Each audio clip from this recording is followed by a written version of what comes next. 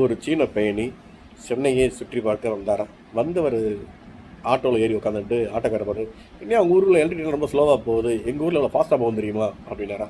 அதுக்கு சொன்னாண்ணா, அது main in India sir அப்படின்னா.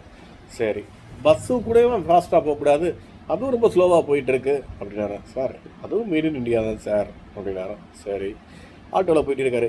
ஆட்டோவாது ஒரு ஏமா ஓட்டலாம் இல்லையா அப்படின்ட்டு இருக்காரு. அந்த ஆட்டோக்காரர் இருக்கார், சார் இந்த ஆட்டோவும் மெயின் இன் இந்தியா தான் சார் அப்படின்னு சொல்லிட்டு சரி அப்படின்ட்டு இருக்காங்க. சார் நீங்கள் இறங்க வேண்டிய இடம் வந்துருச்சு அப்படின்னு சொல்லி இறங்க சொல்லியிருப்பான். இறங்கினோடனே அவர் வாடகை எவ்வளோப்பா அப்படின்னு கேட்டிருக்காரு. 1800 என்னப்பா 1800 இதா ரொம்ப அநியாயமாக இருக்கே அப்படின்னாரா. சார் நீங்கள் தான் சொன்னீங்க உங்கள் நாட்டில் உள்ள எல்லாமே ஸ்பீடாக ஓடும்னு.